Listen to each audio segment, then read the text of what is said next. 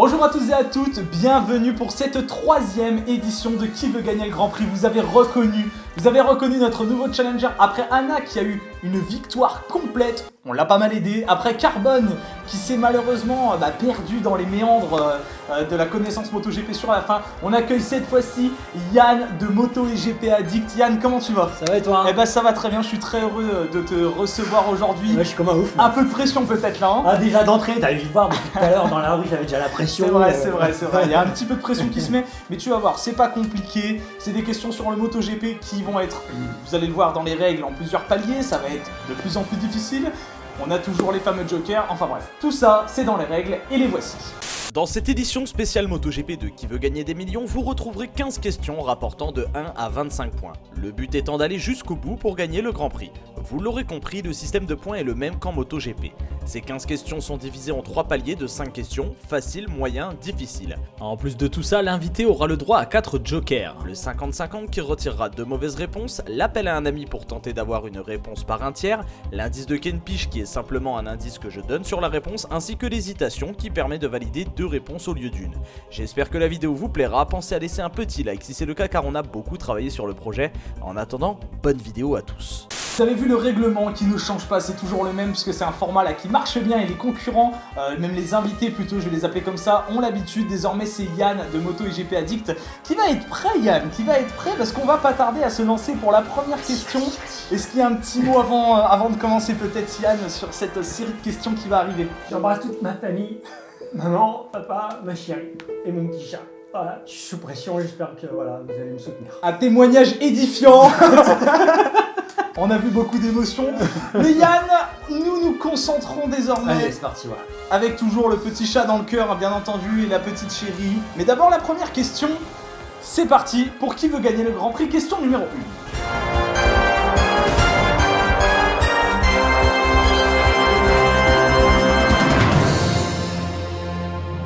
Quel était le numéro de course de Kevin Schwantz? Réponse A 12, réponse B 25, réponse C 34 ou réponse D 41?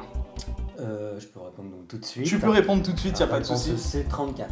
Réponse C 34 et c'est ton dernier mot. En fait, tu me mets la pression quand même. Ah, je mets la pression. Je pensais être sûr, mais tu me mets la pression. Je mets la pression parce que, tu sais, Carbone était sûr parfois et j'étais obligé. Je voulais pas que ça s'arrête et je disais, mais t'es vraiment sûr hein? Voilà, 2 minutes de vidéo. Oui, non, là, si je fais ça, je pense que mes parents me défoncent si je me trompe, donc oui, 34. C'est pas impossible, on valide donc la réponse C34 et c'est une très bonne réponse. Bravo à toi, on entend à l'assistance qui applaudit s'il vous plaît. Ça vient de commencer, voilà, gardez-vous là. Je vois qu'il y a des fans, il y a des drapeaux. Yann tout nu là, donc s'il vous plaît, calmez-vous. Hein. Alors du coup, question numéro 2, Yann. Oui. Comment s'appelle le père de Valentino Rossi? Réponse A, Roberto. Réponse B, Graziano. Réponse C, Michaelo. Ou réponse D, Valentino Senior.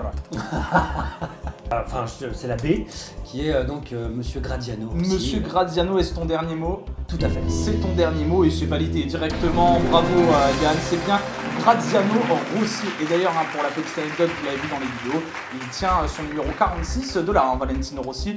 On s'en rappelle. Félicitations Yann, tu es déjà arrivé à la deuxième question. Et on va passer à une troisième question un peu émotive. Les gens s'en vont, c'est normal, c'est à cause de moi. Alors, il y a eu des applaudissements, on a vu que ça a commencé à faire. Bon, ouais, c'est bien, mais. Yann, on va passer à une question un petit peu émotive. Moi, une question qui me tient beaucoup à cœur, puisque la question est la suivante. Quel était le numéro de course du regretté Daijiro Kato?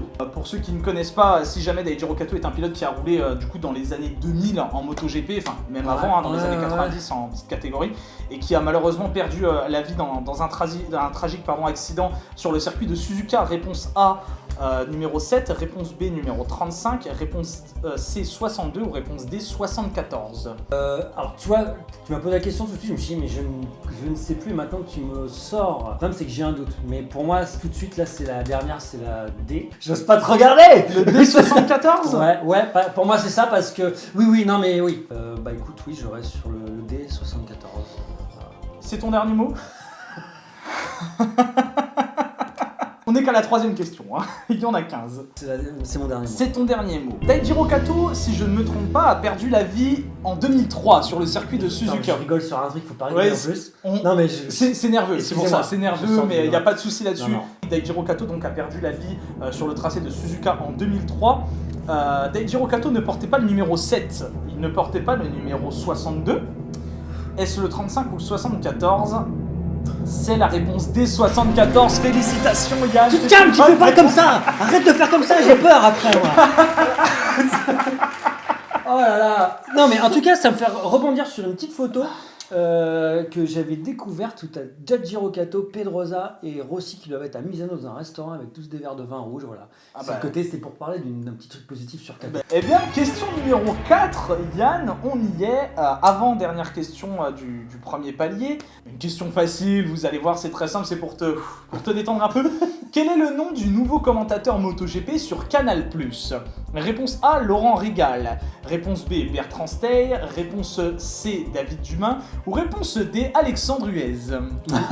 Oui, je ne sais pas comment se prononce le nom de famille. Huez, et bah voilà, donc on embrasse. on embrasse Alexandre, hein, bien entendu. Réponse C, David Dumain. Réponse C, David Dumain, c'est ton dernier On mot. embrasse aussi. Et qu'on embrasse aussi David, hein, si jamais il regarde la vidéo. Effectivement, c'est la réponse C, David Dumain. Félicitations. Tendu, hein. Ah, la foule qui applaudit, hein, la foule qui applaudit forcément parce que on voit la tension sur ton visage. On embrasse aussi bien entendu Laurent Rigal, commentateur Moto 2 et Moto 3, très bon commentateur. Bertrand Stey qui d'ailleurs, on embrasse aussi, il vient d'arrêter les commentaires sur Eurosport. Le duo avec Rémi Tissier est terminé. Question numéro 5, Yann, question du dernier, dernière question du premier palier du moins. Et là on arrive à une question aussi facile, mais après on passera à du plus dur. Quel est le nom du fabricant français d'airbag MotoGP qui équipe certains pilotes? Réponse A, In-Motion. Réponse B, In-Motion. Réponse C, Motion In. Ou réponse D, Motion In. C'est la réponse A, In-Motion. Réponse A, est-ce que c'est ton dernier mot? Oui, pourquoi c'est mon dernier mot? Je vais t'expliquer. Vas-y, tu peux Parce expliquer. que un des fondateurs d'In-Motion est un ami du lycée. Je sais pas si ça peut vous intéresser. Oui, je rebondis, tu vas faire bientôt une vidéo. Exactement, voilà, on va vous présenter quelque chose avec In-Motion. Les airbags MotoGP, c'est un sujet que vous avez beaucoup aimé sur la chaîne et on va faire un vrai sujet dans le cœur même d'In-Motion. Et bien, c'est la bonne réponse. De toute façon, c'est In-Motion. On n'était pas loin de la catastrophe. On n'était pas loin, la foule voilà qui applaudit parce que tu viens de finir ton premier palier. Félicitations Yann. Et là Yann, attention, on passe au second palier. Première question du deuxième palier, tu as toujours tes 4 jokers Yann. Mais question numéro 6. Comment s'appelle le tout premier champion du monde Grand Prix moto de l'histoire? Réponse A, Geoff Duke. Réponse B, Leslie Graham. Réponse C, Umberto Massetti. Ou réponse D, John Surtees. Qui d'ailleurs, John Surtees est le seul pilote à avoir remporté un titre de champion du monde et remporté un titre de moto et F1. C'est la seule chose que je sais là. Là, il va falloir que je prenne un joker. Tu veux prendre un joker? Ouais. Lequel le joker veux-tu prendre, Yann? Le mieux là-dessus, pour moi, est évidemment d'appeler quelqu'un. Est-ce que tu es sûr? Je vois ton sourire. Je ne veux pas influencer, mais je le fais un peu quand même, parce que pour pas que la vidéo s'arrête là, je ne suis pas sûr que notre joker ait cette réponse. J'ai compris. Wow, c'est dur d'aller choisir quel joker je peux prendre là-dessus. Parce qu'il y en a qu'un que je connais vraiment, donc c'est... John Surtees. Surtees, d'ailleurs, je prononce correctement, je confonds avec Sturgis, pardon. Mais non, là, c'est galère d'aller choisir. Il faut que je prenne lequel meilleur joker. Bon, là, c'est vrai que la vidéo peut s'arrêter là. Le plus simple, c'est le fameux joker. Comment tu me regardes? L'hésitation. L'hésitation. Alors, avant de l'utiliser, entre qui et qui tu hésiterais? Mais c'est ça le problème. Ah oui. C'est que moi, je vais être en mode tac au tac, là. Je vais gratter et je vais dire, tiens, un des deux, quoi. C'est ça qui est chaud, là, tu vois. Donc, on rappelle Geoff Duke, Leslie Graham, Umberto Massetti ou John Surtees. Écoute, on va tenter. Mais c'est vraiment du hasard, hein, ce que je vais faire. Ouais. On va mettre John Surtees et. Je vais mettre Graham. On va voir. Là, je pense que la vidéo va s'arrêter maintenant. C'est ça? Donc, on utilise le joker de l'hésitation, Yann. Joker que tu perds désormais. Tu hésites entre Leslie Graham ou John Surtees. J'ai mal au ventre là, tu comprends? Le premier champion du monde moto de l'histoire, je ne peux pas te dire la date, parce que je la connais, mais ça va dépendre d'une autre question aussi. Le tout premier champion du monde moto de l'histoire en 500 cm3, tu hésites entre Leslie Graham ou John Surtees, l'hésitation. Eh bien, Yann, c'est une bonne réponse. Dans cette hésitation, il y a l'une de ces deux personnes qui a été le premier champion du monde de l'assistance. Voilà, l'assistance qui applaudit là parce que c'est un coup de génie quand même. Hein. Eh ben écoute, John Surtees, non, parce que John Surtees a été un champion du monde de Formule 1 et la Formule 1 a commencé après la MotoGP. Enfin, le championnat a été lancé après. Ça a été après, d'accord. Ça a été après, je crois, 1951, je crois, pour la Formule 1, quelque chose comme ça. Et c'est Leslie Graham qui a été le tout premier champion du monde de grande catégorie, donc on le considère comme le tout premier de l'histoire de la moto. Voilà, Leslie Graham, je peux pas te dire l'année, mais voilà, ça a été le tout premier en tout cas à être champion du monde. Ok, je te jure là, La pression. Hein. Question numéro 7, Yann, après on a frôlé la WC à la 6. Oh, la préhistoire. À la 7, voilà. À la 7, peut-être plus facile pour toi, je pense. C'est un peu plus d'actualité. Quel est le seul Français, c'est de l'actualité même complète, quel est le seul Français à avoir remporté une course au Qatar? Réponse A, Alexis Masbou. Réponse B, Johan Zarco. Réponse C, Jules Cluzel. Ou réponse D, Fabio Quartararo. Pour moi, c'est une évidence, mais tu me donnes des noms qui me font un peu douter, mais c'est une évidence parce que il a gagné ce Grand Prix. Il l'a gagné. C'est réponse A, Alexis Masbou. Réponse A, Alexis Masbou. Est-ce que c'est ton dernier mot? Ouais, parce que je m'en souviens et que j'ai tout pété dans mon appart. Eh ben, c'est une très bonne réponse. Félicitations, Yann. C'est une très bonne réponse. Merci l'assistance, s'il vous plaît. Merci. Voilà, on applaudit, mais oui, il est là, Alexis Masbou. Alexis, bah voilà, qui est là. C'est une très bonne réponse. Oui, Johan Zarco n'a jamais gagné. D'ailleurs, Johan a toujours eu pas mal de déboires au Qatar. Ça n'a jamais été facile. Voilà. Jules Cluzel avait fait un podium au Qatar alors, en 2010 en Moto 2. Course remportée par Shoya Tomizawa d'ailleurs en 2010. Exactement. Et Fabio Quartararo, non plus, n'a jamais gagné au Qatar. C'est effectivement Alexis Masbou, et si je ne me trompe pas, en 2014. Exactement. Voilà, donc pour Alexis Masbou, qui a remporté, je crois, 2 courses dans sa carrière en l'année Moto 3. d'avant, il me semble qu'il a gagné en République Tchèque. C'est ça, en République Tchèque. Alex Rins, le tour d'avant, exactement. je pense que c'est la ligne d'arrivée. C'est ça, exactement, et c'est Alexis Masbou qui remporte ça. On est des têtes. Hein. Là, vous voyez que là, il y a ce qu'il faut. Des bien beaux souvenirs. Ouais, c'est vrai. Bah oui, un Français qui gagne, c'est toujours quelque chose de très cool à se rappeler. Question numéro 8, Yann. Question numéro 8, on est à la moitié. Ouais, ta question là sur... On est à la moitié et je pense que celle-là, ça devrait aller. On verra si tu as des connaissances pour le pilote Casey Stoner. Casey Stoner portait le numéro 27 en course, comme tu le sais. Mais à qui ce numéro rendait-il hommage? Réponse A, Troy Bayliss. Réponse B, Alberto Puig. Réponse C, Mick Doohan. Ou réponse D, Troy Corser. Pour moi, c'est soit Troy Bayliss, soit Troy Corser. Donc c'est là tu te dis j'aurais pu prendre le Joker d'avant, mais non. Ouais. Non, moi je lâche. Ah là là, non, je vais pas être bon. Mais je suis sur ces deux pilotes. Il te reste l'appel à un ami, le 50-50. Je vais un ami. Alors, est-ce que tu es sûr de vouloir utiliser ce Joker? Parce que moi, ce que je te conseille, ça c'est un Joker assez spécial. On conseille le 50-50 là. Je te conseille, où il y a l'indice de Ken Piche ou comme tu veux. Je vais prendre l'indice de Ken Piche. Est-ce que tu es sûr de prendre ce Joker? Tu veux prendre l'indice de Ken Piche? Exactement. Très bien. Bon. Eh bien, computer, retirez l'indice de Ken Piche donc et je vais te donner mon indice. Effectivement, Casey Stoner portait le numéro 27, mais ce numéro-là ne venait pas d'un pilote australien. Je pense que je t'ai quasiment donné la liste. Il n'y en a qu'un qui est pas... c'est Alberto Puig. Pour toi, Alberto Puig n'est pas australien. C'est vrai qu'on peut prononcer Puig, ça moi je dis Puig, mais je sais pas, c'est vrai, on fera une émission. Mais oui, Alberto Puig, Il n'est pas australien, oui. Ah bah peut-être, ça c'est, je ne sais pas, c'est toi qui... T'es grave. Moi je... il y a 2 jours, il a demandé la nationalité australienne. Voilà, pas de chance, hein, et puis Mick Doohan a cédé sa nationalité. Non, mais oui, non, c'est Alberto Puig. Est-ce ton dernier mot? Oui. La réponse B, Alberto Puig. Mesdames et messieurs, Casey Stoner portait le numéro 27 en course avant qu'il s'arrête de rouler.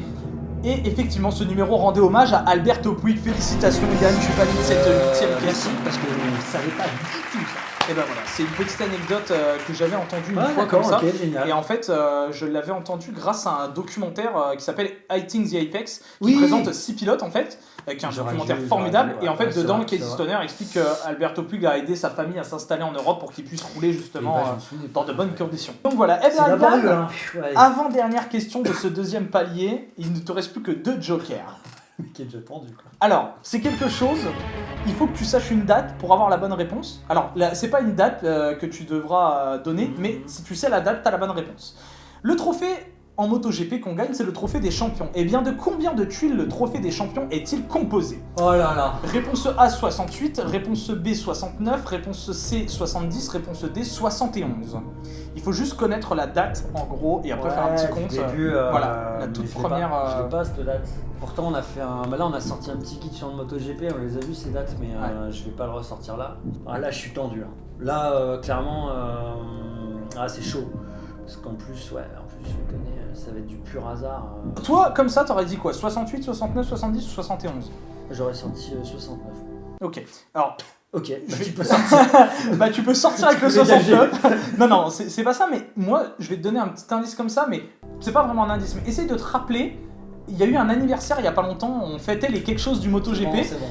Et du coup après à toi de trouver cette date par rapport à ça. Et de... Là, la question c'est de l'an dernier. Combien après 2019, combien de tuiles il y a sur du coup combien de tuiles des champions? Donc l'an dernier c'était en Catalogne quand ils l'ont fêté. Ils étaient tous en costard sur la grille, je m'en rappelle. C'est vrai. C'était les 70 ans. Ouais. Et donc il y avait déjà 70 tuiles. Attends, mais c'est... Oh là là. J'enlève l'année. Non, si je rajoute... Ah mais là je suis complètement brouillé les amis. Elle est pas... Tu sais que celle-là elle est pas évidente. Non mais surtout que moi pour tout de suite compter comme ça dans ma tête en mode... Non mais c'est pas évident bien sûr. Non mais je suis pas bon. Donc ça veut dire que c'est pas 70 parce que ça, 2019 l'an dernier, bah... oui mais si quand même. Il y en a 70 quand même alors. Il y a un petit piège dans celle-là, effectivement. Ouais, c'est pour ça que je dis ça. Moi, ce que je te conseille, c'est de compter avec tes doigts en fait. Non, c'est de compter avec tes doigts. Moi, j'ai fait ça hier. Pendant que j'écrivais les questions, j'ai compté avec mes doigts. Ah ouais, d'accord, tu veux qu'on démarre comme ça, de 49 jusqu'en 1959, donc t'en as 10.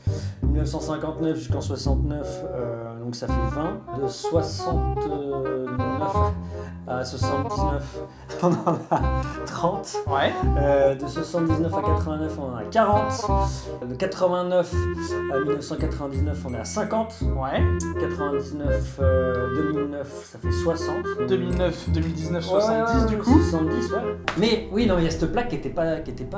Il te reste le 50-50. Au cas où. Non, mais au cas où, hein. Ça veut tout dire. J'oriente un peu. Au cas où. Il te reste le 50-50 et l'appel à un ami. Ouais, je m'en doute. Donc on va faire le 50-50. Le 50-50 ? Ouais. Ok, donc ordinateur retiré 2 mauvaises réponses. Les réponses restantes sont 69 et 71. C'est 71. 71 ? Bah ouais, bah oui. Oui, non mais vu comme tu m'as orienté, c'est 71. Je voulais pas que Merci, ça s'arrête non, là. mais Je voulais bien pas que ça sûr. s'arrête là, ça aurait été... Là c'est Renaud Lavillenie, quoi. En C'est fait, une perche, quoi. C'est ça, en fait... Je me dis, j'ai ouais. beaucoup aidé Anna, j'ai beaucoup aidé Carbone, et je n'aiderai pas le jour où ce sera... je t'ai vu après. Thomas Marcelino, s'il vient là, je ne l'aide Ouais, pas. t'as raison. Non, t'as raison. Clairement, mais c'est parce que bon, Là, là... 71 et ok. Est-ce que tu valides la réponse D, 71 ouais. Question numéro 9, de combien de tuiles le trophée des champions est-il composé? À savoir que la première tuile a été posée en 1949. 49, 50, 51, 52, 53, 54, 55, 56, 57, 58. Ouais. Voilà, donc en fait c'est ça le piège et effectivement c'est la bonne réponse. La réponse D, 71, après avoir utilisé le cerveau, un joker, quelques maths et des doigts, on trouve la réponse D, 71. Et c'était pas facile, c'était piège à cause de ça en fait, à cause du calcul, parce que moi quand je me suis dit ça fait 70, mais il y a la tuile, il y a la tuile numéro de la 1949 qui a été posée, donc c'est la première tuile celle-là. Oh là là. Et bien on passe au palier suivant. Oh là là. On passe au palier suivant, le palier le plus difficile, il te reste un joker, l'appel à un ami. Question numéro 10. Combien de marques de motos, combien de constructeurs en tout cas, ont déjà remporté au moins un titre en catégorie 500 dans l'histoire? Réponse A, 7, réponse B, 8, réponse C, 9, réponse D, 10. Alors, allez, on y va. C'est une bonne technique. Yamaha, Honda, Suzuki. Ouais. En 500, t'as dit 500 MotoGP. C'est enfin dans la grande catégorie quoi. Oui, grande catégorie. C'est ça. Je voulais savoir. Agusta. 4. Kawasaki. J'ai un petit doute sur Kawa. Ducat. Ducati 5. 5. Les autres marques. Il y a des marques anglaises. Ouais. Sur Norton. Ok. 6. Excuse-moi, tu me donnes quoi comme réponse? 7, 8, 9 ou 10. Donc là, t'as déjà fait Suzuki, Honda, Ouais. Ducati, Yamaha, Ouais. Norton, Ouais. MV Agusta. Ouais, mais après, est-ce qu'il y a une deuxième marque anglaise? Mais j'y crois moins. Est-ce qu'il y a Moto Guzzi? Non, là, je bloque. Là, je bloque parce que je vais être entre 7 et 8 et ça va être compliqué d'aller trouver les autres marques derrière.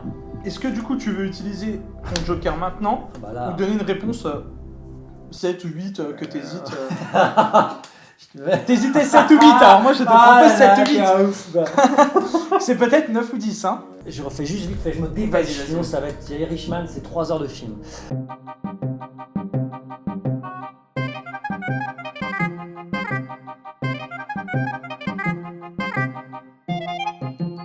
C'est vrai que j'ai pas mis des questions faciles et moi je vais pas te mentir, je n'aurais pas eu la réponse sur Non, celle-là. je suis content, moi j'apprends des choses, tu vois. J'aurais pas eu la réponse parce que parmi toute la liste, il y en a une que je n'avais pas. Voilà, en fait la toute première marque, je ne l'avais pas. 8. 8 Bah oui. Moi Le gars, attends, je peux pas trop me lever, mais Renaud Lavilly quoi. Tu l'avais la perche. Allez. Moi je ne dis rien, tu valides quoi? Ah, Du coup, 7, 8. Oh là là. Tu valides la réponse B, 8. Très bien. C'est plus de l'aide, c'est l'assistance à personne à manger quoi. Combien de marques Yann de motos de constructeurs ont déjà remporté au moins un titre en grande catégorie dans l'histoire? On va se les faire. Honda, Yamaha, Suzuki, Ducati, MV Agusta, Norton, Gilera et AJS. Donc ça fait bel et bien 8. C'est la toute... Non, en fait, à un moment, alors j'ai pas relevé, mais tu es passé en fait de 5 à 7. En fait, ou de 4 à 6, je sais plus, j'ai fait. C'est pour ça que j'ai fait. Bon, alors. C'est fort, hein, mine de rien. Sans aucune aide, on le rappelle. Non. T'es hyper neutre, t'es nickel. Je veux dire, c'est. À partir de là, il reste 4 questions, je n'aide plus. Je vais dormir cette nuit, je vais être le cerveau. Je n'aide plus à partir de là. Question numéro 11, Yann. La pression est là. Attention. Quel circuit en France n'a jamais été au calendrier du mondial MotoGP? Paul Ricard, réponse A. Manicourt, réponse B. Le circuit de Reims, réponse C. Ou le circuit de Dijon, réponse D. Réponse B, Manicourt. Réponse B, Manicourt. C'est ton dernier mot? Ouais, c'est ça, ouais. Yann, tu as atteint la question 11. Et cette question était quel circuit en France n'a jamais été au calendrier du MotoGP, en tout cas du Continental Circus, du mondial au moins une fois? Réponse A, Paul Ricard. Réponse B, Manicourt. Réponse C, le circuit de Reims. Ou réponse D, le circuit de Dijon. Tu as répondu la réponse B, Manicourt. Et c'est une mauvaise réponse. Yann. Manicourt a été une année présent. Et oui, Paul Ricard également. Et le circuit de Reims également. C'est malheureusement la réponse D. Dijon n'a jamais été au calendrier en mondial. C'est malheureusement terminé, Yann. Ah ouais. Alors moi, je vais pas te mentir, j'aurais dit Manicourt aussi. Je n'aurais jamais pensé que Manicourt avait été, mais il a été une année, comme le Tourist Trophy par exemple, a été au calendrier du mondial. Voilà, donc c'était la réponse D, le circuit de Dijon. Ah non, là, j'ai appris beaucoup de choses, merci. Et ben il y a pas de souci, je me disais, tu sais, si on pouvait appeler quelqu'un d'hyper calé et voilà, on savait pas encore qui on pouvait appeler. Mais même des personnes que j'avais en contact, mais comme Thomas qui est dans un avion en ce moment. C'est Thomas, hein. Monsieur traverse partout. Non, ça aurait été compliqué. Voilà, ouais, c'est vrai que là les questions, je me suis dit qu'on allait monter d'un grade. Ah ouais. Après Carbone, on est monté d'un niveau là. Oh shit. Eh bien écoute, merci, Yann, en tout cas c'était un vrai plaisir. Je te remercie, c'était un immense plaisir. Félicitations à toi tout de même. Je crois qu'il avait arrêté pas loin Carbone ou un petit peu, enfin une ou deux questions après. N'exagère pas, il a été très loin quand même. Mais oui, non, mais bien sûr, mais Carbone, bon, les questions étaient un peu plus simples. Je veux dire, la dernière question de Carbone était la première pour toi. Voilà, et ben je te remercie beaucoup. Merci en tout cas d'avoir suivi cette vidéo. Je vous rappelle que Yann fait des vidéos humoristiques, on peut dire ça comme ça, sur le MotoGP. Voilà, sur les chats beaucoup, hein.